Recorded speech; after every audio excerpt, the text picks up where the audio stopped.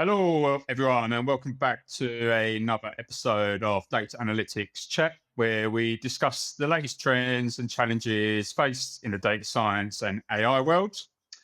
Today, we've got an interesting topic as we have a look into data strategy and humans, which obviously humans interesting area. Everyone is different in their own rights, which is obviously great. But yeah, it's going to be an interesting conversation. This today. Delighted to welcome special guest Tiankai Feng, who is the data strategy and data governance lead at Portworx, a technology global consultancy. So, welcome, Tiankai. Do you want to briefly introduce yourself? Yeah, sure. Thank you very much for having me. Very excited to be here. Yeah, I'm, as you mentioned, the data strategy and governance lead at Thoughtworks. That's my professional side. I've also just written a book and released a book about humanizing data strategy, which is something we will talk about today. I'm very eager to discuss that.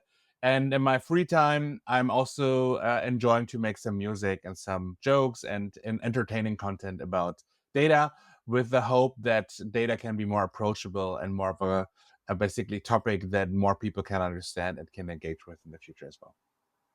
Yeah. So, obviously, like I said before, I think everyone in the data, I think everyone's in a data journey, aren't they? I think you need to constantly learn. So, I mean, what was your motivations to obviously release a book? Yeah. First of all, I think my answer to this is that I didn't plan on writing a book initially myself. So what happened basically was that last year I helped translate a book, which was Disrupting Data Governance by Laura Madsen from English to German for the German-speaking data governance community.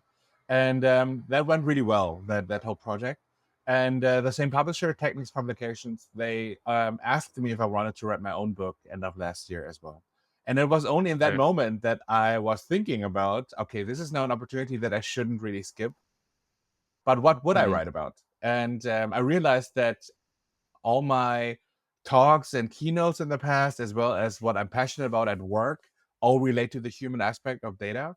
But also at the same time, realizing that in all of the books about data, that the human side is often described as important, but then without a lot of details. It's just saying, yes, people are important, okay, move on. Or change management is important, move on. Communication is important, and then move on. So I wanted to fill the gap a little bit to say, okay, we all agree that it's important, but how can you actually do it? So basically, the book came from exactly that motivation to say, if we want to really take people seriously in our data strategies, how can we actually do it with practical examples? And this is how the book basically came up. Yeah. I think obviously it's really critical for businesses, isn't it? The human aspect, because you know how difficult it is to change things in a Absolutely. business.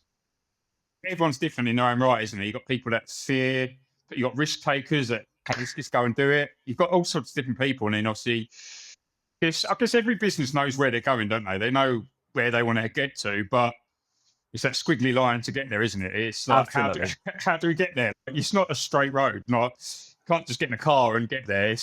There's a massive journey there, isn't there? Because you've got all the resilience and a lot, and also technological changes. You've got everything. I think from doing this podcast, you just hear everyone's on their own journey, and that's why I like doing it, because everyone's sharing like stories, and you take a snippet from that. Oh, actually, I could apply that into my business, my game.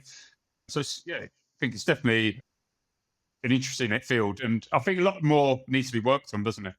Absolutely. I do also think that there's one reason why it's hard for many people to get into it more. It's because trying to be more people-centric means you need to appeal to your empathy, right? And use your empathy to actually understand other people. But data as a field has been described as very fact-based and analytical and objective. So it's really awkward for people to actually use the empathy again to understand each other and the behavior and mindset around it. So it's definitely something new, I would say, for a lot of people. And applying that in a certain way is just a new way of doing things if working in data. And this is what I'm trying to give some advice on. Well, it's like, so you get a lot of tech leaders, but it's to go into that next, obviously, it's always thing in the tech, isn't there? There's a lack of good managers about. But that's because you've got to raise your game to that next like emotional intelligence, haven't you? Because what Exactly. you say to people is so critical. Like Absolutely. it's important because one, you could interpret something, you can say something how you think it is, but someone could interpret something differently. So you have that challenges there. That's the big challenges for a lot of, I'll say, a lot of business and individuals as well. Because it's obviously every techie or data expert, you're amazing in what you do. Like Right. you're a specialist, say either data governance, data engineering, data science. But then obviously when you add the soft skill, that is completely different ballpark, isn't it? Absolutely. Absolutely. All right, cool. So I look forward to this one. So let's dive straight into the first question, which is, so can you provide me an overview of how human factors influence the implementation and success of data strategies? Yes, absolutely. So I would say I'd start with what defining a little bit for myself what actually data strategy is, because it feels like there's no Mm. consensus about what it actually is. But for me, it does actually mean to have a long-term direction about how people, process, and tools pay into driving value for an organization. And my aspect of the human side means to actually zoom in on the people aspect of the three. And in my book, I basically describe it as a framework of 5 C's, which are the main aspects of it, which are Mhm. competence, collaboration, communication, creativity, and conscience. And basically, by addressing it from different ways and by zooming in on those 5 C's, there should be identifications of what can be improved and how to actually make people join the journey more intrinsically motivated to actually drive change with data instead of forcing them to do it and them becoming basically advocates and instead of just passive resistors, so to say, to a data. Cool. So what is the big factors that influence this though? Because obviously some people will just change. They'll be happy to change. Others a bit more resistant. Yes, I think all human beings are normally animals of habits, right? I don't think Yeah. anyone really particularly likes change that is forced on them. But if people see the benefit of changing, like even in personal lives, changing a career or moving to a different place, then they're willing to drive it on their own. And what I'm Yeah. trying to say is with a data strategy, you have usually it attached to business objectives. And that makes sense rationally that this is a change needed to drive business metrics or KPIs to success, right?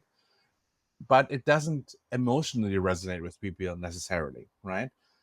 So one of the things in the communication aspect from the 5 C's, I talk about how you have to frame the value of data change through a personal lens and not only the business lens, right? And for example, Mhm. if the business objective is profitability, right, and you need to reduce costs, then maybe that means the immediate step is to increase productivity. So you don't spend that much time doing tedious things and you are more faster in it. Mm. But personally, in mind that a few people have to clean up data less, right? Maybe if the data actually is better managed from the beginning, downstream people don't have to clean up data 5 hours per week or something. Yeah. And that is actually what should be communicated to, right? That it's not only about higher profitability by how much percentage, but it's actually also about certain people. We know about you having to spend all that time cleaning data. You will be relieved by that if we can actually do this data initiative in the right way. So framing it in different ways, addressing the personal needs and personal rewards Mm. of the change of data, I think is really key. Yeah. Because I guess if you're looking from people's perspective, isn't it? Well, so you've got business now is so multicultural. You've got people's different, I guess, what they've learned, what they've experienced, their ways of thinking is just going to be completely differ, isn't it? Across. So I guess obviously, like I said, if you, so I guess the communication aspect, you just got to make sure obviously that we're doing this because it's to benefit you, not to work against you. I guess would Mhm. be fair. Cool. Then with this, then how critical is leadership in sort of driving and managing the data strategy? Yeah, it's absolutely critical, right? I think, but with leadership, I think you have to differentiate into different types of leadership. I think we're all used to people leadership and project leadership, right? So you hierarchically are managing people, so you are their leader, right? And you sometimes are a project manager or product leader, and you just make sure that product actually strives to success. But I feel like what is a little bit less addressed is change leadership and thought leadership, which I think are beyond those other two, right? And with change leadership, I mean that really the leadership is also there to make sure that the change is embedded in the right way, and that it's seen as a journey, that you make sure that we are not changing too quickly, but that we are changing one individual at a time to make them advocates one at a time, and Mm, really address their personal fears or personal resistance reasons to then basically turn them and convert them into believers, so to say, one after another. And with thought leadership, that's the missing piece to it too, right? Where if you can basically use also your expertise and your public speaking skills as a leader, for example, to actually inspire people to see beyond what they're seeing in the day, to look at the bigger picture, or to look at what others in the industry are doing, or look at market trends, for example, then maybe more and more information can actually lead to people seeing the bigger piece of the puzzle, and seeing the bigger picture as well on their own, driving them again to become more advocates. So in a mhm. way, I feel like it's more about differentiating and redefining what leadership actually means, and that it's more than just the hierarchical and the project success tactical leadership that we all know about.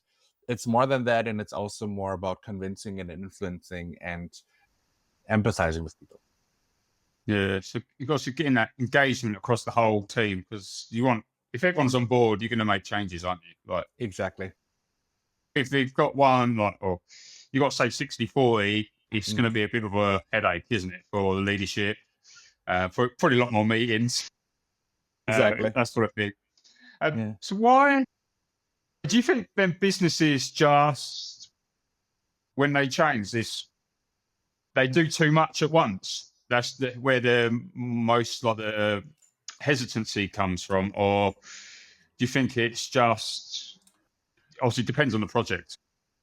Yeah, I wouldn't say probably too much at once. It's more about acknowledging that it takes time to change. I think, at least from what I learned about change management, is that, like, next to the old worlds, let's say, and the new world, in between, you have a long period called the neutral zone, right? Where actually Mm, the old hasn't finished yet and the new hasn't completely started yet, but all of it is a little bit in transition. And I feel like a lot of people and leaders, they underestimate that transition phase, because that takes time because of the people aspect. Shutting down a system and migrating it onto the new one and then starting that new one, that's great. That's technical, and you can mhm, set up dates, but everything in between, for people to actually adjust to the new system, to be able to directly use it, for example, that takes time. Yeah, you need to train them, you need to convince them that it's the new mm, system is better, you need to show them the new things that they can do with the new system, etc., just for example. And all that takes time until you can actually confidently say, we're going to shut down the old one and only use the new one from now on. So all of that now on bigger scale means there's even more work to do to actually make people be yeah, part of the change journey. So I don't think it's too much at once often, because often you don't have a choice to make it less. You have to just do it in one go, but you need to just do it slower and give yourself the freedom and the flexibility to do it in a speed that allows the organization to adjust to it. yeah. No, interesting. Cool, cool.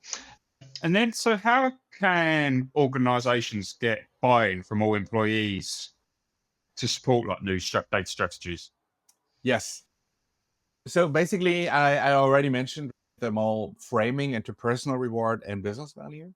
But I Hmm. feel like there's a lot also in regarding the general way of how we storytell the value of data strategies. And I basically, in my book, I describe a very simple structure, but that is having implications for everything we talk about, which is that you should always start with the why, then with the what, and then with the how. And the Hmm. why should always be an undeniable reason why this is something we need to do. And again, that is framed on business level and on personal level. The what is basically addressing what actions and decisions need to be taken to get there, right? That means, for example, that we need to change the data model. It might mean that we need to open up a new revenue stream, whatever, like what is the actual things that need to be done. And then the last one is the how, and that means resources, that means planning, that means OKRs and shared objectives, etc., etc. All of the nitty gritty that needs to be figured out to actually do it then. But as data professionals, and especially many data leaders too, I myself catch myself often doing that too. We are very passionate about how we do things. And we often start with the how, right? We talk about, look at all the great algorithms I coded, or look at all the nice systems I'm working with. But that is very detailed, and often you lose people with it, right? They have no idea why you're doing things like this. It's too nerdy maybe for them almost, right? And in many ways. So that's why I say always start with the why and then the what and the how. And if you're not sure what the why even is, then you might have a bigger problem. And you should do your homework first on why you do things even in the first place, to then go into the what and the how. Okay. Yeah, no, I think, yeah, that's a good way to put it, because I think it's, again, that comes down to communication. I think I've discussed this so many podcasts now. Communication is Yes, key across everything, isn't it? It's that exactly. educational piece, isn't it? Like, why are we doing this? Because if someone's, like I said, you're going to get different people, like they fear this change is going to impact their job or their level of responsibilities. That needs to be that hurdle needs to be overcome, because that's going to cause resistance. And then that's, like I said, you're not going to get that change quick enough, are you, for which you anticipated? And then that's just one person. And if it comes to a lot of different people, or you might have people either like wanting to leave the business because of it, or and then you've got to obviously go and rehire again, and obviously that delays things, and that all adds to the, I guess, just builds upon the situation, doesn't it? So, yeah. What would you say then have been some of the common resistance to change for data initiatives? Yes. I think I would say there's actually a bottom up reasons and there are top down reasons. I would say the bottom up ones are usually that there's this missing clarity on why another change is needed. Again, going Mhm. back to people being animals of habit, right? If they got used to certain things working, they don't see and they don't necessarily understand the reason why they now need to adjust to a new way of doing things again, if the previous way was working. So that clarity to tell them why exactly a change is needed, why the old way is not working, or why a new way is the better way of working, that has to be just really thorough and really trickling down to all of the operational people as well. Mhm. And top down is the more difficult and critical one, I would say, even because that comes from C-level people or other top leaders in the organization visibly not believing in data and not at all, right? Like, let's say, for example, you're showing them a report and they say, no, I disagree with the numbers. We're going to make our own decisions, not based on these numbers after all. And if that is being made aware of with everyone, then there's no motivation at all anymore to do anything with data, right? It's like, Mm. okay, if our leaders don't even believe in what we're doing, then what's the point of doing all of this? And that can be So that's really another headache. tricky. Exactly.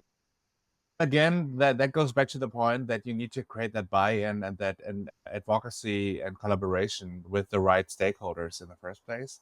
It The key should be to prevent these situations to happen in the first place, and to have made them aware and make them being on board as early as possible, so you don't get these kind of bad surprises. And as long as you can keep basically the operational people, the technical people, and the strategic people all aligned with what you're doing, then you can you can definitely reduce the resistance and you can just keep going. But staying on top of resistors and seeing how and why they are behaving that way and dealing with it in a timely manner is really key. Yeah. I think also you've got to look at like external factors. If you look at the pandemic, like work from home was obviously some companies did it. That's just completely changed the situation now, hasn't it? Like now it's obviously the hybrid approach seems to be the most popular one. And even obviously data, previously people were hesitant on the project, weren't they? I guess you've had the LLM boom, and then that's just completely shifted mindset, hasn't it? Them sort of factors do impact, don't they? The Mhm. people's perspectives on things. Yeah, I think obviously you've got to bear in mind that as well, haven't we? Absolutely. And then, so for them to be like effectively managed, is it just more? How would you say is the best ways to sort of carry it out? Is it more like group sessions, one on ones? How's best to sort of accommodate this? I think with very active resistance, you need to actually address it one on one, because even the group dynamic itself would create a weird way where people need to be more stubborn than they need to be, even on their opinions, because they have a face to lose, right? If they agree that they were wrong about something in a group.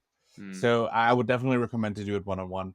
But I think even beyond that, I'm also recommending an approach to what I call assigning personas to stakeholders, right? And I know, and usually when you do stakeholder management, you cluster them into decision makers, non-decision makers, and into advocates and resistors, right? And that's usually what to do it.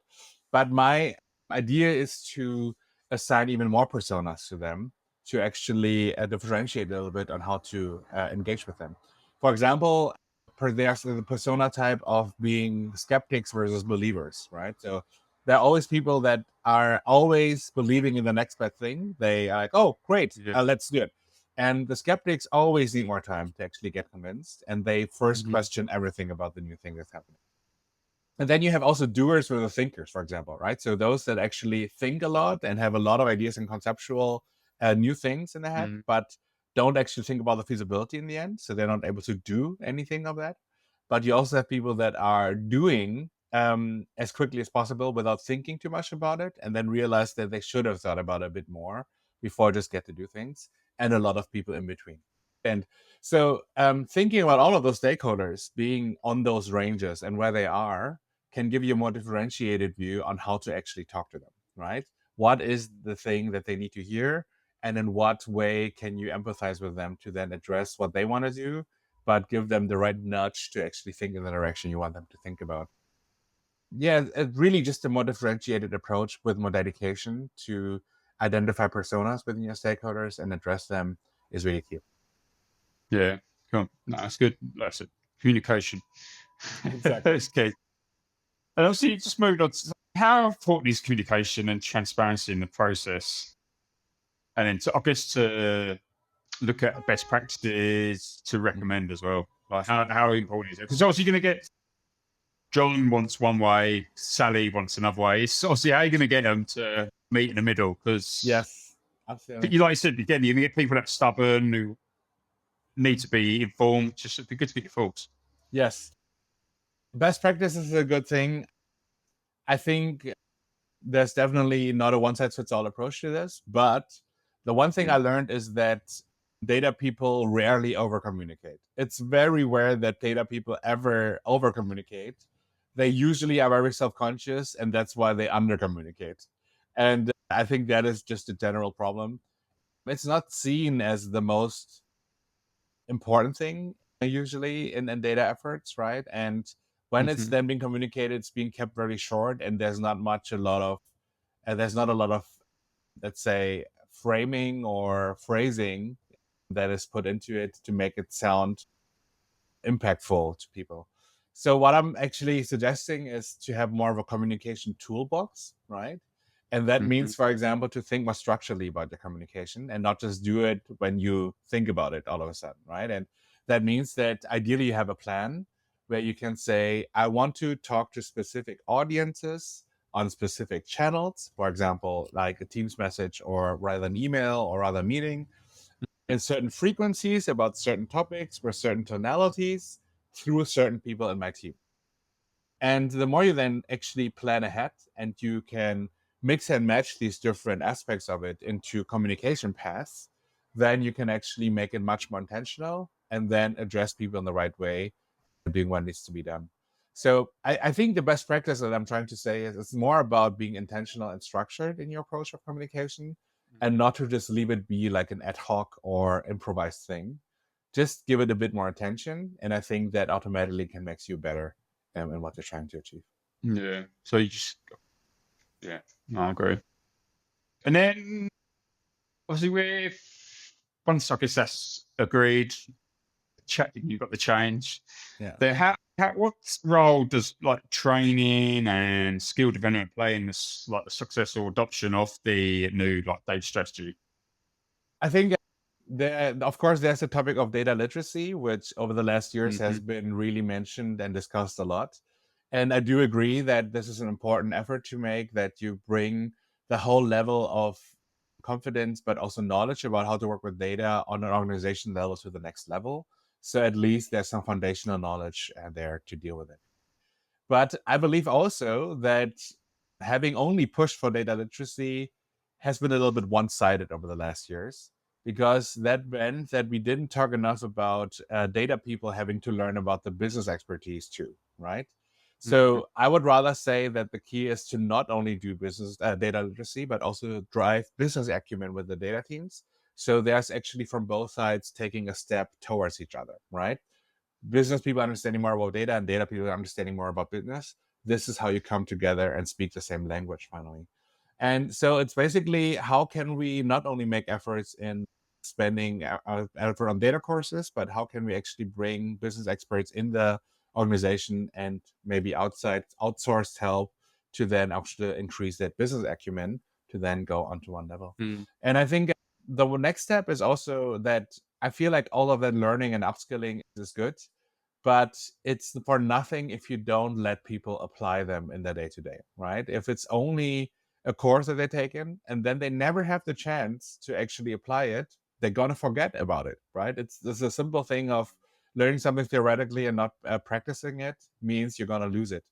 So that needs a cultural change and a little bit of a change of failure, right? So letting people be able to experiment and try out things that they learned in their day to day and allowing them to fail and to learn from it to then apply it in different and better ways again afterwards. So I think the other important point here is to just create that culture of being able to experiment and try new things to then really embed what they learned into practice and then remember it for the future as well.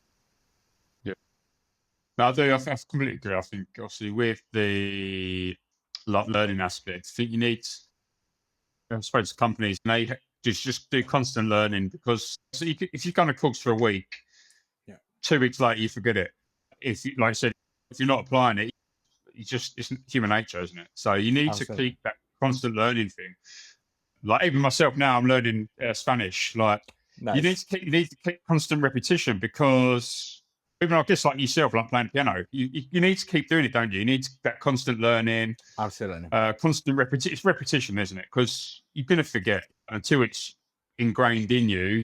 Like you're doing it daily, or you just know it inside out. That's when you become an expert, or that's when you can fight the knowledge, and then you can coach others, can't you? You can mentor others, and then that's that constant learning circle. Absolutely. Yes.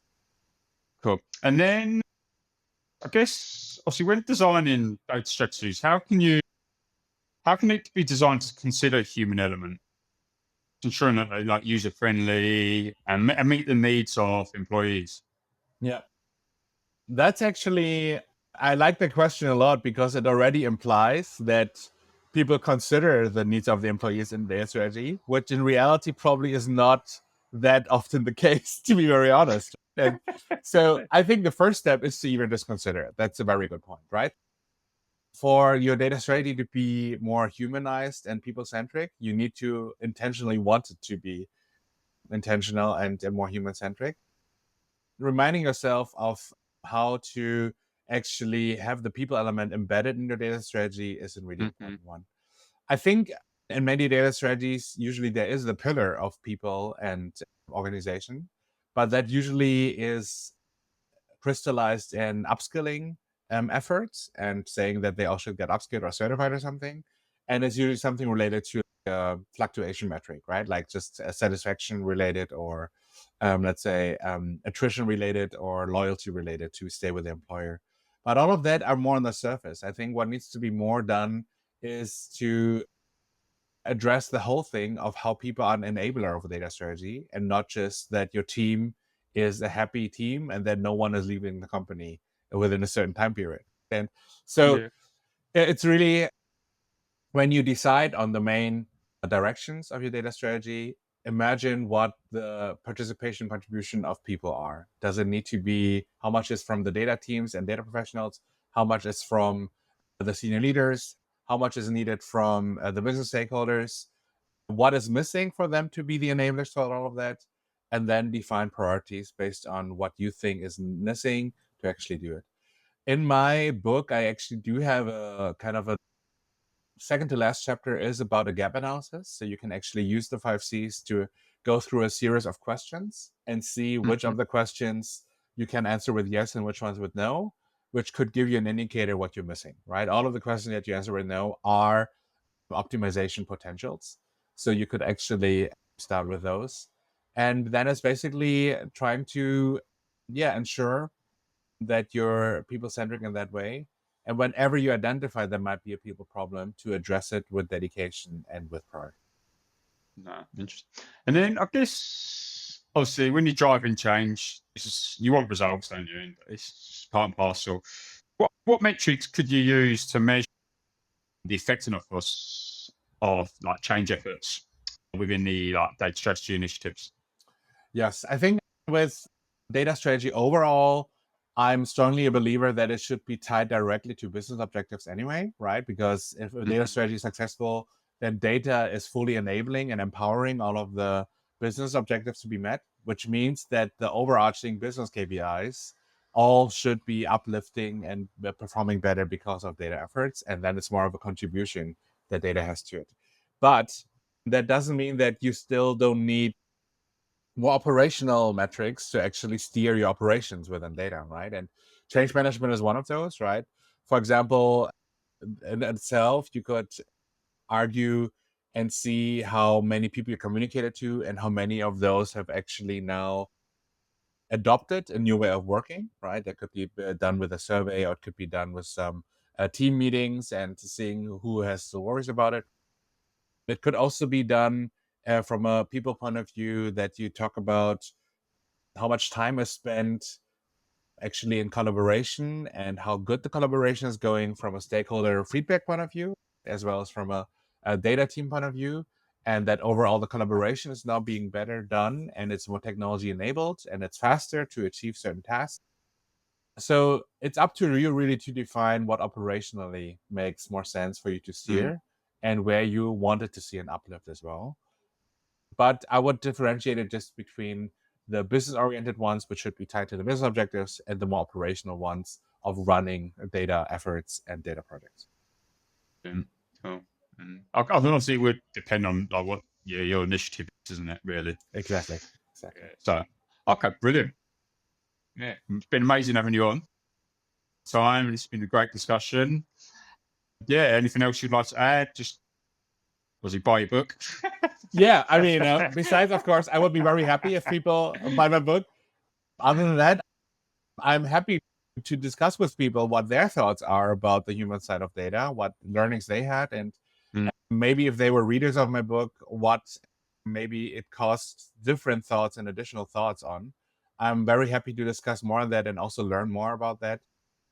So yeah, feel free to reach out on me or via LinkedIn, and I'm happy to talk with more people. It's been a pleasure having you. Thank you. Thank you.